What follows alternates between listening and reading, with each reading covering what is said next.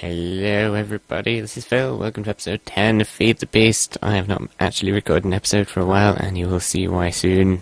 It does include some excuses, obviously. So we will jump right in with doing stuff this episode. First thing that I want to do is make an advanced electric jetpack. Because there was, I would say recently, but there was an update to Feed the Beast, and, just this one jetpack by itself wasn't really doing that good of a job, so now we have an advanced one with 1,000,000 EU. So if we just have a quick look at the recipe, it's not that difficult. You know what circuits and cables are, and carbon plates, and then you need your normal jetpack. Oh, shut up, zombies. But these engine boosters, I think these are just a new block. You need quite a bit of advanced alloys and circuits, and you need an overclocker upgrade, which is something that you can put in industrial craft machines, and it will increase the EU output, or no, ignore me. It'll increase the speed that it works at, but it will exponentially increase the amount of EU it takes in. So you can put multiple overclocker upgrades in a machine, but you'll use rapidly more and more energy.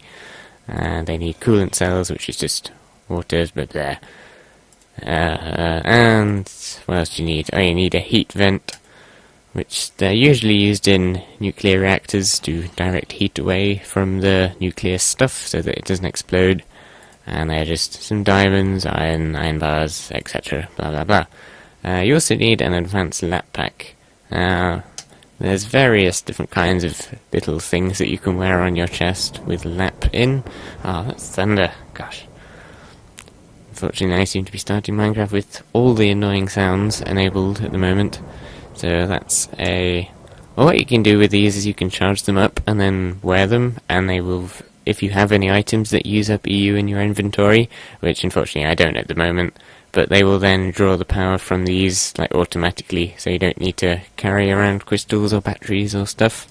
You also need a Laptron crystal, which is just an energy crystal, and lots of lapis, and that can hold 1,000,000 also.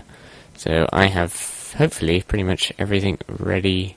Ooh, hello. In here, I just need to put my jetpack in. And I get an advanced one. Now, 1,000,000 EU is... Oh no, I haven't got any lava. Most of my magma crucibles have kind of been moved over to where my quarry is, which is going to be what this episode is mostly about. But, where's all my lava going? Oh, hang on. Okay, so I haven't really been in this space for a while. I'm not really sure what the state of things is. But apparently I do have quite a lot of EU, so that's quite good. But probably not enough. So I don't really know how this jetpack works. I imagine if you go and look at any other Feed the Beast videos on the internet, people have already covered what this can do. So I'm way behind on things, unfortunately. Yeah, we'll take all 600,000 if it's automatically being produced, apparently. Also, Greg gave me some Boots of the Traveller, which is a Thorncraft thing, and they're basically the same as these boots in terms of haste, so you do run a bit faster, but you also get super high, well, not super high, extended jump height, so you can jump up 2 blocks, and you can also just walk up 1 block gaps like that. So that's quite handy. Well, I can't quite make it from the chest up to there because the chest is tiny. So, yeah, I'll do. Whoop. Let's see what this does. Oh, well, in the top left corner of my screen, I now have an energy level. I'm holding down space and I'm not flying, so I assume there is a button that turns... Okay, I think there's a button that actually turns the jetpack on and off. But unfortunately, I don't know what that button is. I assume... Gravifly key... Semicolon. Let's try H. No, J. Okay. I might have to go off camera to figure this out. There we go.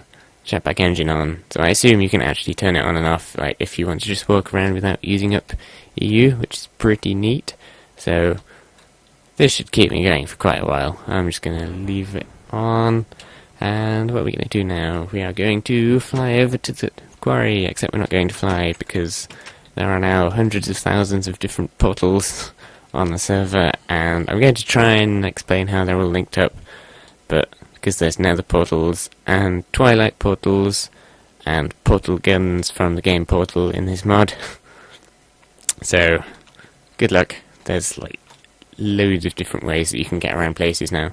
I put a waypoint in the nether to this portal and ended up over there in the real world, but I usually know where this portal is, so I don't really mind. It's just so I could see where I am in the nether, which we will now enter. And lag. Ugh. Okay. Right, oh yeah.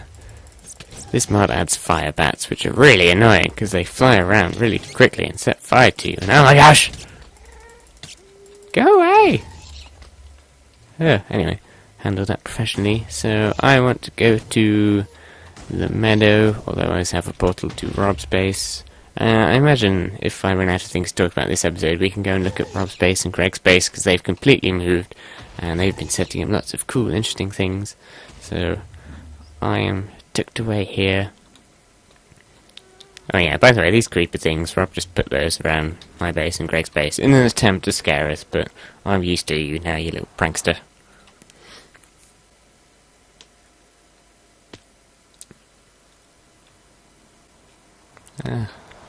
It's raining, of course it is. So, everyone, whee! I present to you... 1 second. We will try far, just for a second. So, welcome everybody to my new meadow. With a big hole in it. Right, it's finally loaded. That's what it looks like at the moment. Quarry is doing very well. I think it's like a third of the way down from y equals 64-ish, and I need to get out of far, because I'll probably crash while recording, unfortunately. So it's not going at the moment because there's no fuel in the engines, but actually I might, at some point I'll nip over to single player and show you how the quarry starts, because I didn't get to do that last episode. Because things are about to happen. No, and you don't want to see that. So this is currently my new little base type thing. It is a tree with some things on. I mean, to be honest, I've got a furnace, a crafting table, and storage. I mean, I don't really need anything else, so I'm considering just scrapping this base, really, just living on here. It's even got infinite water. Nah.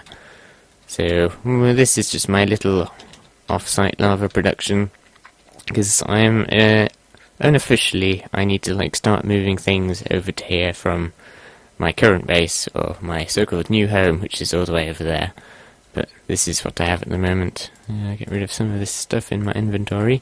This is just an exact replica of the current lava production that I had at home. As you will now see. Put netherrack in there. Gets turned into lava, and give these a whack. Oh, fudge! Okay, I forgot. When you hold down shift, the crescent hammer breaks things. So, technically I just lost a little bit of lava. Because you don't get lava back when you break them. Right, well these two will work. That's what the crescent hammer's for. It's for giving the magmatic engines a little restart kick. So, and there we go. They should now be fully operational.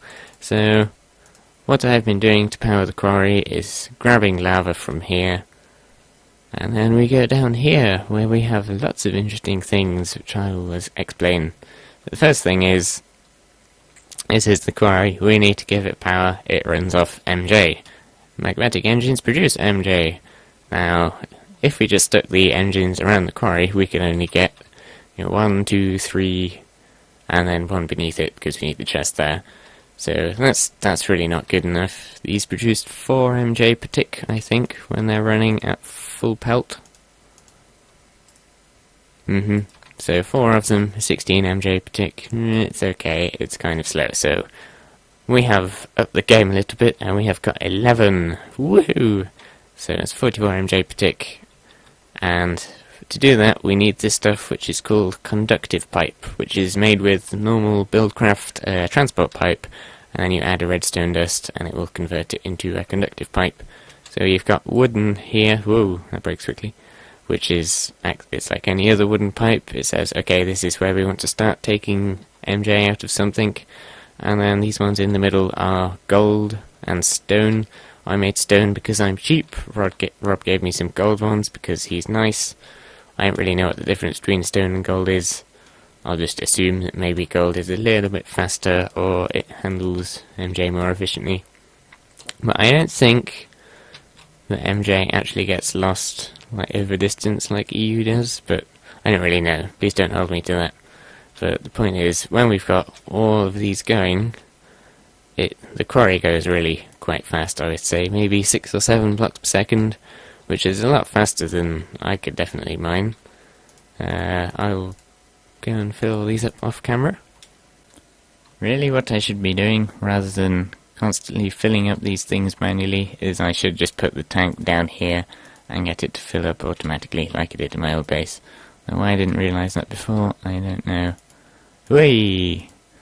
I think I've accidentally missed some lava somewhere, but oh well. So these conductive pipes, like, the more engines and things you stick on them... Oh, hi Rob. And the thicker this white line in the middle, if it is white, gets, and if these setups like this can actually explode. Like, this line can completely fill the pipes, and then eventually they will just go kaboom from all the MJ, from all the electricity stuff. But this is nowhere near enough power to completely destroy anything. So I keep thinking you can right click on the quarry, but you can't. So to actually get the items that my quarry is now digging, unfortunately you can't see it. What I've got here is a chest next to the quarry. This is just a nice simple way to get items out of it without them having to go through pipes or anything. And then we've got a transposer, that's what this funny little block here is, along with a timer. And then they go into these pneumatic tubes, which go into barrels. So the timer and the transposer and the tubes are all from Red Power, which you will have heard me talk about, but I've never actually shown. So it adds like clever little machines like this, so the transposer can suck items from the ground, or out of a chest, like I'm using now. And Red Power also has like a bunch of different redstone gates and logic things, but in one block. I should probably show you the crafting recipe if I can... Oh... I am rather annoyed at the moment. That's never happened to me before. I've been standing down here loads and no mobs have ever come down and attacked me like that. So I probably should have been a bit more careful. I've now sealed the ceiling in. So I had to put my landmarks back, make a few more pipes. I actually lost my quarry block in that explosion. So this is Rob's. He's very kindly lending it to me. And I've just put it back, and it's now rebuilding itself. This is kind of what happens when you first build a quarry, and for some reason alright, it is getting some power, but yeah, it like builds this big outline. There's that funny little thing in the middle that kind of mediates everything, so you can see what's going on. I was starting to skate. I'm gonna have nightmares about creepers now. I'm gonna blame Rob for that, because he was lulling me into a false sense of security, so I'm just used to looking at creepers all over the place. Anyway, I think everything is now fine, although I wasted all that. Oh, okay. I've still got some lava. Yeah, when it exploded, like, all the power quickly built up in these pipes, so I had to break them, or they would have exploded. Alright, and yeah, that's just an empty one. Okay, so we're back to normal. Oh no, I blew up my timer. No. As you can see from the conversation, I'm a little bit annoyed. But anyway, as I was saying, when you put stone in a furnace, you get these stone wafers, which are the building blocks of all the little red power things. So you can get wires, just redstone, anodes and cathodes, and then you just piece them all together in different little crafting recipes, and you get a bunch of doodads. So I had that on a 0.2 second delay, which is the smallest. So 5 times a second it was activating the transposer, and that is pretty quick. Although, when I've got all of these things going, the quarry it mines blocks a lot faster than that. So this chest slowly builds up over time, but I think if I give all these engines like one lot of 4 buckets of lava each, this won't actually fill up, and it shouldn't start spewing items out of the top. But now that I've got my quarry going again, I am kind of quickly going to need to get a timer here, or this thing is going to just clog up immensely. But, oh, I blew up some of my tubing. No. Luckily I stole these from Rob, but don't tell him. So these pneumatic tubes, they're kind of like Buildcraft, except they are faster and intelligent. So rather than just like being forced down the tube into a chest and then possibly popping out at the end, they will check like whether or not they actually have an available space to go into in any of these barrels, or if they're using chests, if the chests are empty, etc. So they're really clever. They completely destroy Buildcraft pipes, so you should use these where possible. Notice this barrel, it's got exclamation marks, a double factorial, because it holds so much dirt. You can get an extra dimensional, an extra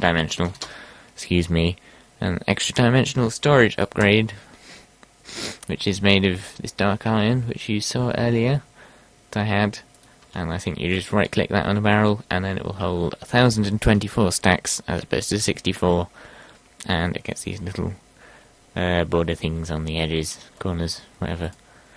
So the dark iron is kind of weird, because you need a block of dark iron, and you can't craft it anywhere else. So you put down a block of normal iron, and then you set fire to it with a wrath igniter. I don't actually know what this is. Rob just said, oh yeah, I've got a spare few of those.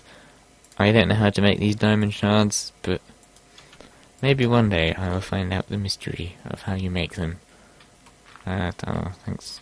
Rob apparently has a timer. Set her down. Alright.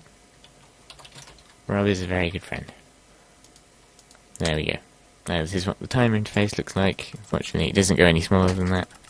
And it goes up to quite a lot of seconds apparently. I do not have time to check fully how many. Yeah. So there we go. Oi, put off. So this is my quarry setup, and I've just got cobble, gravel, dirt, and lump marble. I'm getting a lot of marble, which is really cool, because I want to build my base out of marble. Ooh, thank you. And then these golden chests are for all the other items, so these are filling up with lots of really nice shiny things. I have a bunch of uranium, lots of coal, and I got 1 iridium, and iridium is super rare, so I am very happy to have got one of those. And then this is full of stuff as well, and we have a few overflow chests here, just for when I wasn't paying attention to how much it's filling up.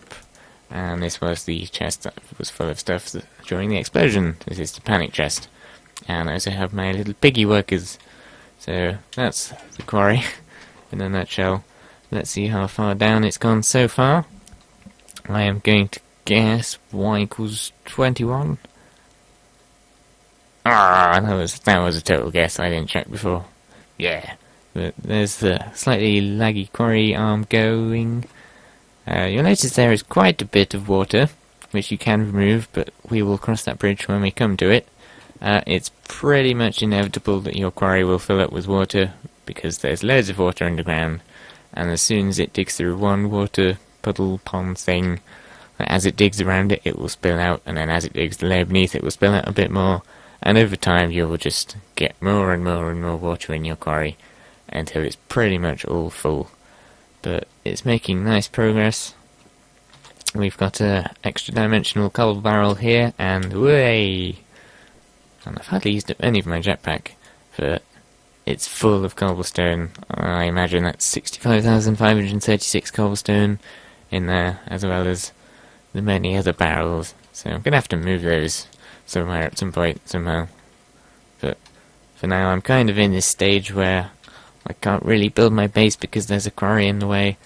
I don't think you can place blocks anywhere in the quarry, because it will just remine them in real time, which is kind of annoying. So I'm almost there, but that's why this episode has taken such a long time for me to do, because although it's quick, this is a massive job, and I've just kind of had to wait for it, really. So over here, one of the things I've been doing to pass my time is we have a little empty room, which I imagine... Well, I thought I was going to use it as a little intermediate base thing, like as I move from over there to over here, because my base is going to be kind of big and complicated, and I don't want to just build everything like straight from over there, so I'm thinking move everything closer here first, and then we can just nip over to the quarry and build stuff as we go. So I'm going to check the time on the recording and think of something else to do. Well, we're at 21 minutes at the moment, so I think we can spend a little bit of time looking at Rob and Greg's new bases. So as you can see, the capital of Rob is over yonder, but he's got a portal gun, and everyone can use the portals. So here I am, pow, I just travelled all that distance. So portal gun portals are amazing. My meadow is over there, as you can see. This is his magical tree. It's got MFSUs in, although because of this I gave it the name MFSU. Get it? Okay. And this is where I sneakily recharge my jetpack all the time, although most of his EU is being diverted over to his funny little... there, I like that. To his matter fabricator, which is making EU matter. He has a bunch of it, I'm really annoyed. And he's building something interesting here. Just have a nosy. He's going for the barn look, apparently. Silverwood logs. Yeah, silverwood trees are really rare, but Rob just likes to use them as much as possible. He's got, I think this is an automatic room with various machines that all link up, so you can just plonk an item somewhere and it will get processed with anything that it can be. And he's got overclockers, obviously, because compressors and macerators are very slow. It's kind of... Oh yeah, he's got a little Thorncraft bit, but we're not going to look at that until we get to Thorncraft. So this is his super long, awkward storage thing. These pneumatic tubes are great for storage because they will just, like, very intelligently go along to the, like, an open barrel, and then they will fill up nicely. Flipping. There's a lot of gunpowder.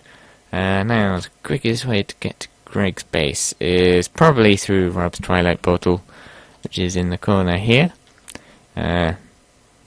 Yeah, when I made my nether portal, apparently I broke all the links between all the other ones, so I just put this sign here.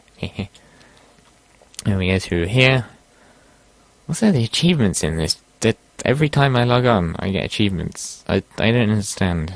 I do like achievements, but I assume it's a bug. Okay. So, oh damn it! I dislike the Twilight portals because if, like, the edge of your shoe just gently brushes against one as you walk away, it will re-teleport you, and they're super annoying. So, careful.